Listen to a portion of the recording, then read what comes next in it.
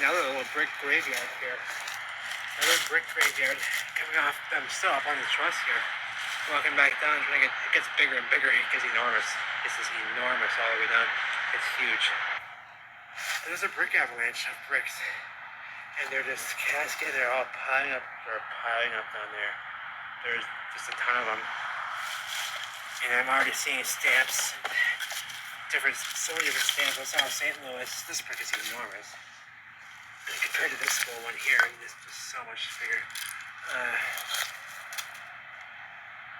Stamps are all melted. I guess they had stamps, but they're just melted off. That's the thing, they melt right off. There's another stamp. What's that one? I don't want to walk in this hole. I don't know what it is. I mean, I'm on a structure here. This is probably very stupid to walk right up on this hole. It could be a fucking shaft. Okay, so what's this one say? That was a St. Louis brick too. By a different company though. I saw a different company that was St. Louis as well. Fire in the sky that way. It is beautiful colors. Just, I don't care. I don't care if we can clouds. Like, give me a break. I don't care. They're still pretty to me. How about that? So that bridge was here in the past, and the oldest photographs I've found of the city, 1800s, 1880s photographs, I think it was, I found that bridge in the photographs. This bridge as well, in the 1800s photographs, both bridges, the lift bridge here and the concrete one behind. This bridge here in some of the oldest photographs, not the 1800s ones that I could find, but this bridge. Let's pause right there. This bridge, this viaduct bridge in St. Paul, Minnesota, the capital city, has some serious anomalies going on. Have we noticed them already? I mean, look at these columns. Yeah, and the melt. The limestone there is supposed to be natural embankment, so why is it growing out of the fucking bridge? These columns have to go down to the base, the ground, for that bridge to be, for it to be so, right? You can't build it with, and how'd they get those columns through just magically, disappearing into the limestone, just like, how'd they do that? How'd they do that right there, baby? And this wasn't melted, and didn't melt around it, and melts through it and onto it. Correct? Right? Limestone is what? Melted brick. We'll do a part 2 and a part 3 for this part, or maybe a part 2, not part 3. In part 2, we're going to look at this closer. I have some footage where we find some actual bricks. Excuse me. I might lose this. Nope, I didn't. Okay, good. We find actual bricks still in this very wall, just down a little bit further that way. There are still red bricks in this wall scattered about. And that's what we'll look at in part 2, as well as the train station down the road just a bit from here. But this is something else. I mean, you gotta be kidding me. You have to be kidding me with that right there. Explain that, baby. Explain that, baby. And this isn't melt. Explain that, baby. How do we build that way? Because you know that damn well, if you know anything about building, that this has to be where? At the foundational level, the base here. You can't build, it would crumble to dust if it was built, one column right into there, one that high, this one this one down here. Give me a break. It would crumble to dust. No, they're all built to the ground, baby. So how'd that happen? Where'd all this material come from? I don't know. But that's what we're investigating here in this part 1. Let's take a look. Well, and look at the damage here. Look at the columns. They go all the way to the ground, right? Yes, they do. But look at the limestone that came out of the bridge just right here and spilled out. So there's a wall right here, right? And look what happened here. And it spilled something. The material spilled out of the bridge. That's supposed to be natural. So we're going to stop and pause right there. If you notice this section right down here, let's zoom in. They have gunnited with cement from that side to this side. They have completely smeared cement over this section of wall. It's all brick, and in part 2, we're going to look at that wall up close over here, where they have not smeared gunite over it. And we're going to see why they've smeared gunite over this side over here, because there's bricks still in it everywhere scattered about. Okay, there's a little, bricks scattered about here, red ones still. So not sure what this square piece is here because there's little drain outlets right there on the bottom of this square piece here. If that was a entryway, I'm not sure. It seems like that's plausible, but interesting, eh? And the construction of this bridge, it's just, I mean, these bridges, they're all from the old world. They were all in the oldest photographs. So, I mean, no, they didn't build these in the 1800s. I see this, I see all these buildings here. We're in this building here, this bridge, the train station back here, which we'll look at in part 2. All this was here in the 1800s. So no, they didn't build it then. So this is all old world because no, they didn't build this stuff in the 1800s with candlelight in horse-drawn wagons.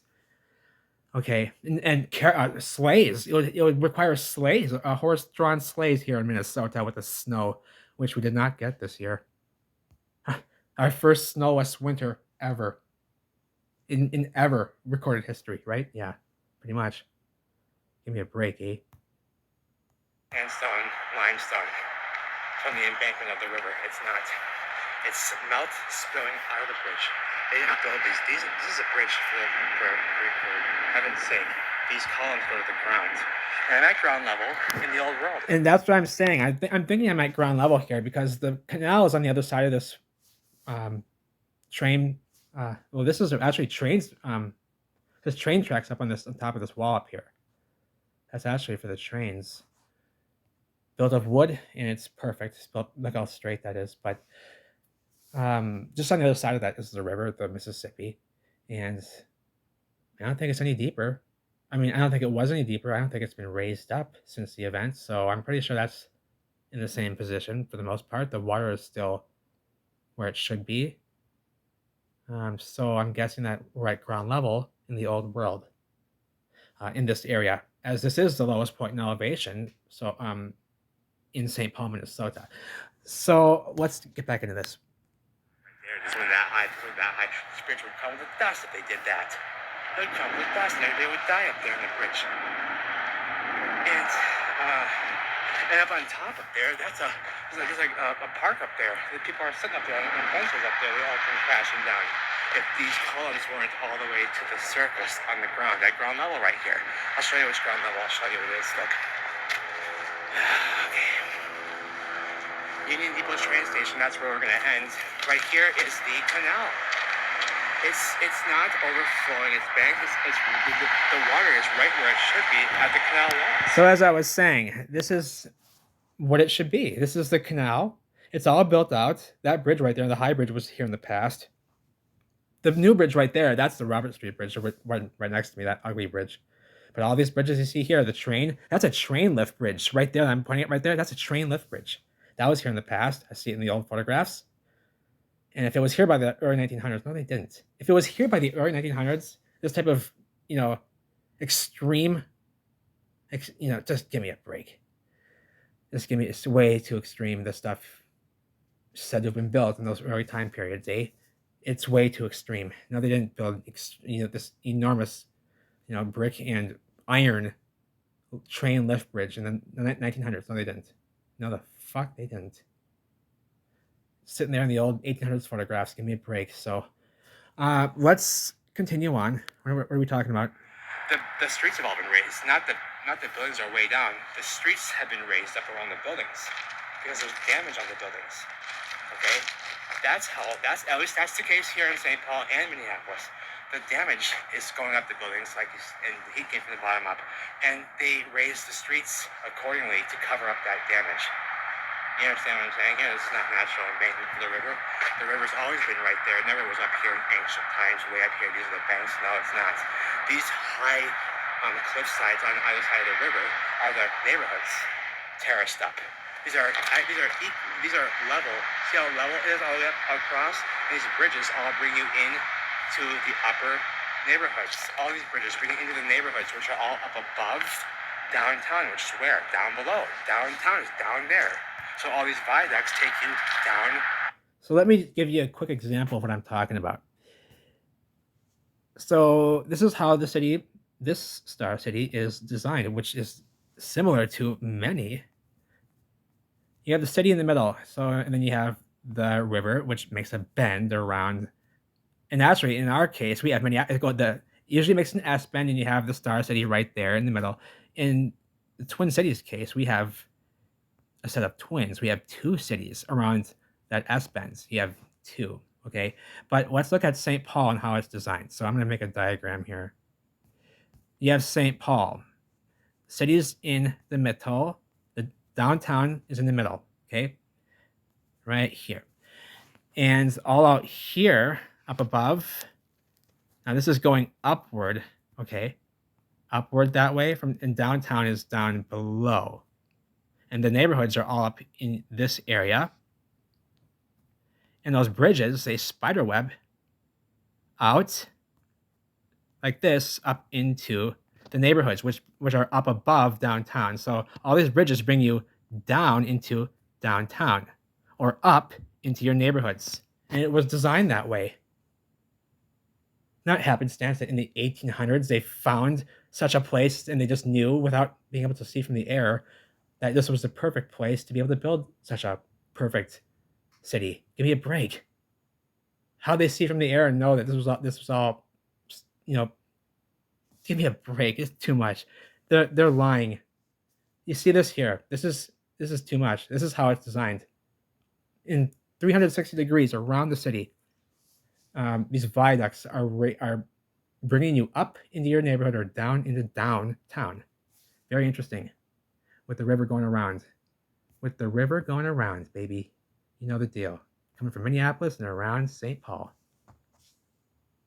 Just like every other star city. To downtown or back up into your neighborhoods. And it was constructed this way. That's why I don't think this was done at the hands of human beings. I think it's original construction. The more I look at this, this is not possible. I don't care if there was quadrillions. Where do they get the drive to do this? That would mean everybody would have had to have been building. Everybody would have had to have been building. And their grandmother. And their grandmother. No. This is an original construction.